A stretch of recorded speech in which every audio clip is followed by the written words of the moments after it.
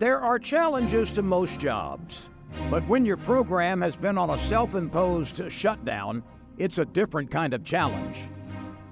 Brand new program, starting from scratch after the point shaving scandal. Didn't have a large arena. They went to have tryouts. They had to go borrow basketballs from the rec center to be able to have tryouts that day. But this was the late 80s, and Perry Clark was the first African-American head coach at Tulane University. Perry was being asked to start or to restart a Division I men's basketball program. There was no blueprint that he could follow. In the 1990s, with no transfer portal, no NIL, no one and done, no unionization of players, having to recruit to a school with higher academic standards, Perry Clark resurrected a program here at Tulane. For this basketball lifer from Washington, D.C., his arrival in the Crescent City brought a run of great success for the Green Wave, including 3 NCAA tournament appearances in a 4-year span, the only 3 NCAA trips in the program's history. And the Posse of Tulane win their first ever NCAA game. The biggest story in college basketball that year was Duke going for back-to-back national titles. The second biggest story was Tulane basketball. We knew we were going to have an opportunity to be good, and we just kind of grew into, one of the top college basketball teams in the nation at that time. Clark had a group of young backup players that deserved to play, and the coach would insert all 5 of them at the first media timeout. This became affectionately known at Tulane as the Posse. You talked about Tulane men's basketball, it was like, oh yeah, they've got the Posse. That was the identifiable trait as this program skyrocketed in that early 1990s. In 11 seasons at Tulane, Clark won 185 games with 6 20-win seasons, 7 postseason appearances, and the only conference title in program history. It quickly became the hottest ticket in town. Not just the best 4 years of my life, but also all the lasting relationships that, we were able to cultivate, and Coach Clark was the person who put all those things together. How about that response right there? Says it all about college basketball. Head coaching stops would follow at Miami and Texas A&M Corpus Christi, finishing with 304 career victories. He concluded his coaching career at South Carolina, where as an assistant, he was a part of their 2017 Final Four team. After retiring in 2020, he continues to be a part of the sport as an ESPN basketball analyst. Clark was inducted into the State Basketball Coaches Hall of Fame in 2008, the Tulane Hall of Fame in 2009, and in 2020, the Greater New Orleans Sports Hall. Not just Tulane basketball or in the state of Louisiana, but for what he did for college basketball during that time. We have nothing but great things to say about Coach, and I'm just so proud of him. For what this program was able to do from no program to 2 years later, winning a conference championship, it's something that is truly remarkable and may never be done again in the history of college athletics. It's time to honor a job well done at an important time for Tulane athletics, and we are proud to say, ladies and gentlemen, please welcome Louisiana Sports Hall of Famer, Coach Perry Clark.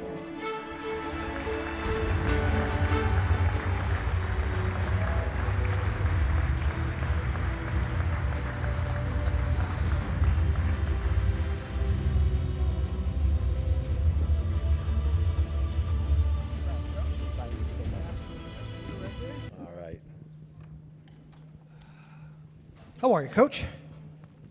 Doing well? I am doing absolutely wonderful, and I want to start off by saying I am very, very privileged to be able to be in the state of Louisiana.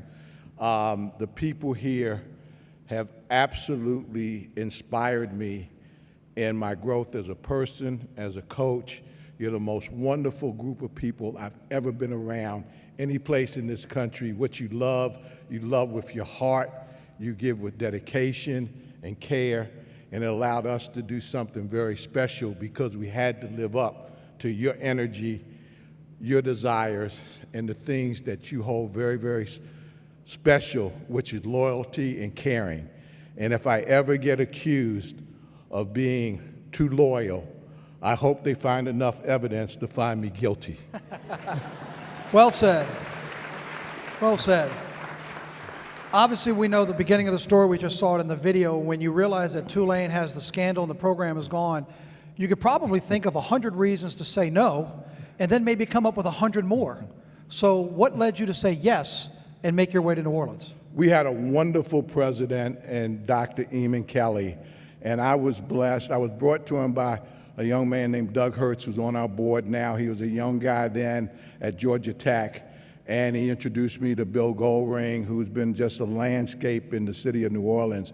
And I got a chance to be with Dr. Kelly, and I saw the energy, and I saw the desire to try to do something special. At the time, everybody was down on Tulane.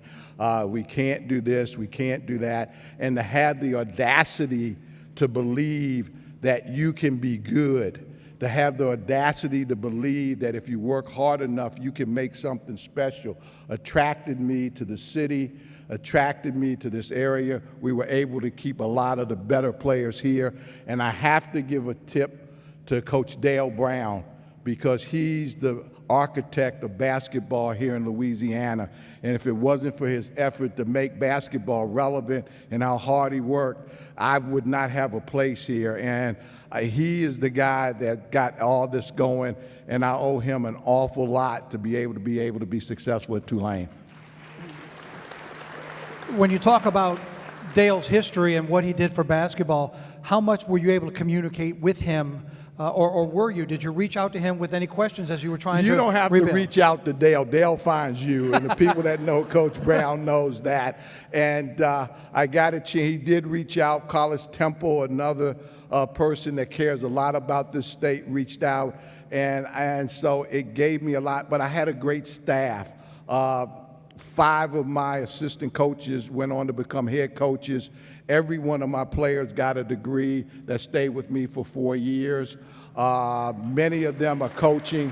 I called it Camelot because it was just a very special time where people got together, they had a dream, and we kind of made things work. And I'm just very, very fortunate to be a part of that. And the biggest thing, I am thrilled to death to be here. I will tell you. I kept asking, how do I get in this Hall of Fame? And they kept telling me it's too hard, it's too hard. And I kept asking, what do I have to do? Because I think that this is extremely special to be called a Cajun. And I'm happy to be here, and I'm happy to be recognized as a Cajun. Well, I'm glad you are, and it's great to see and to hear your passion about it, and maybe your passion for Louisiana and its effect on you will be part of the answer to this question. But when you took over a program that has no program, well, then you have no players. And you went from 0 to a conference championship in 2 years. Now, you talk about your passion, you talked about the influence of Dale, but you still had to get players. So what did you and your staff do to recruit to Tulane to do what you did in basically 24 months? Here's what we had to do. I knew we weren't going to get the best offensive players. So we have 5 positions on the floor: point guard, second guard, 3-man, 4-man, 5-man. We got the best defensive player in our conference at every position. So we were able to build defensively, and that was the posse. We were able to build defensively. We could stop people. Our first year, we upset Memphis State, and they were ranked number 4 in the country because we were able to somehow find a way of stopping Elliott Perry. Every year, we wound up getting a top 20 win because defensively, we could lock in, and we had guys that believed in what we were doing. And we weren't going to get the best offensive players, but we could get the best defensive ones, and we built on that, and we really got really tough guys that were dedicated to really wanting to work hard. Where did the posse come from? I was a Redskin fan, and they had the receiving corps was called the posse when they went and won the Super Bowl. And so I took it from that, and that's what we nicknamed them when we called them. And they were just a very, very, very special group. But it was a lot of hard work in putting the program together. I'm telling you, all of the honorees here will all tell you that to do what we do is awful hard and takes a lot of time. And my daughters here, Pamela, I've got another daughter, Nicole, I spent a lot of time away from them, and I owe them so much to allow me to do the things that I needed to do. I miss birthdays, I miss certain holidays, and all the honorees here, the greatest currency an athlete has is respect. And the respect I have for the other honorees, because I know how hard it is to be special and to get to this place. And I'm just very, very happy and fortunate to be here. Before I let you go, let me ask you this. As your career moved on, we saw in the video you made it to, what, the Final Four with South Carolina before you got into the TV business. I'm trying to beat Tim Brando.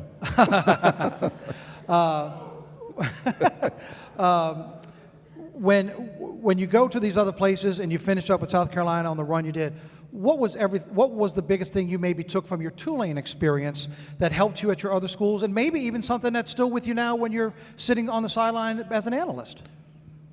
I think the biggest thing is your love for kids in this generation and wanting to see them do better, wanting to see them mature, wanting to see them grow. These kids today are facing the toughest challenge of any generation that's out there in athletics right now. With the transfer portal, with all the things that they have to face with the NIL, nobody's talking about education. We came to school to get educated, to make friends, to have relationships, to be able to build communities. Nobody's talking about that, and it's all transactional, and we have to get back to the values that made education special, that made our culture special, that made our community special, which is taking care of our young people by instilling in them certain values and holding them to certain standards and motivating them to be special. Very well said. And look, you have to stay tuned closely because it seems to be changing in lightning speed, right? There's a lot going on out there. But thank you for sharing your passion for Louisiana, how it affected you, and it's an honor to be on the stage as we induct you in the Hall of Fame. Congratulations, Coach. Thank you so Perry much. Clark, ladies and gentlemen.